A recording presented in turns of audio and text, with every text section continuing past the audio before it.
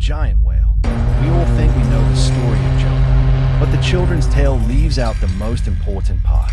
It leaves out the terror, the suffocating darkness, the crushing pressure in the abyss. And most of all, it leaves out the reason he was there. He wasn't on a mission. He was a fugitive.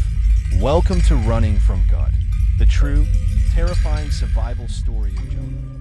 Ever been asked to do something you desperately didn't want to? Something so daunting you instinctively wanted to run? This is the terrifying survival story of the prophet Jonah, a man who ran from God. Go to Nineveh and preach against its wickedness, because it has come up before me. Nineveh, a city of ruthless Assyrians and an enemy to Jonah, felt like a death sentence and betrayal due to their cruelty. And so, the prophet Jonah made a choice. He said no, not with his voice, but with his feet. He ran. He didn't just walk away, he fled with purpose.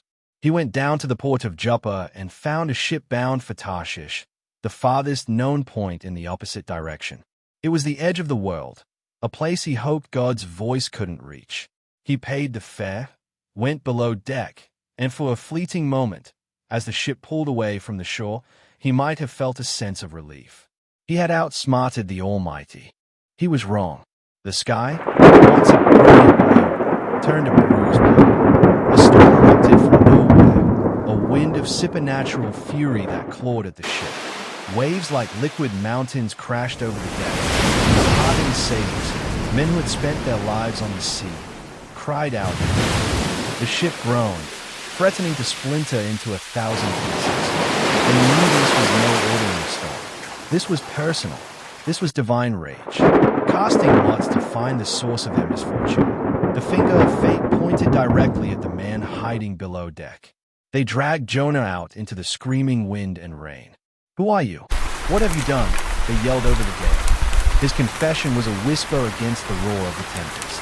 "I am a Hebrew, and I worship the Lord, the God of heaven, who made the sea and the dry." The irony was crushing.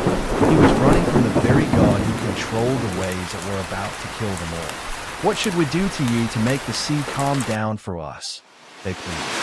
Jonah knew there was only one way. It was his fault, his punishment.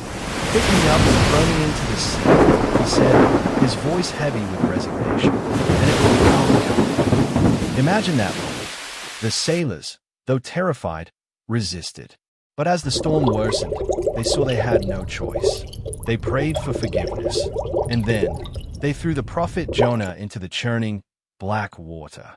He was swallowed whole, not drowned, as he sank into the abyss. The great fish's belly was a dark, slimy, decaying living tomb. Seaweed shrouded him, and the rhythmic pressure of the creature's muscles constantly reminded him of his deep-sea captivity at the roots of the mountains. This wasn't a quick death. This was a living tomb. The belly of the great fish was a prison of flesh. It was dark, slimy, and reeked of decay. Seaweed wrapped around him like a shroud. He prayed, and at that moment of total surrender, the Lord commanded the fish. With a great, heaving convulsion, the creature vomited Jonah out onto dry land. Gasping, covered in bile and brine, Jonah lay on the sand, a man reborn from the deep. And then he heard it again, the same voice, the same command. Go to the great city of Nineveh. This time, Jonah didn't run.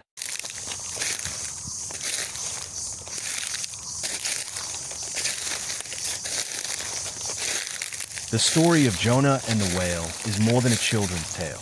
It's a raw survival story about the futility of running from your purpose. It's a chilling reminder that you can run to the ends of the earth and dive to the bottom of the sea. But you can never escape the call on your life, or the terrifying, relentless grace of a God who will go to any length to bring you back.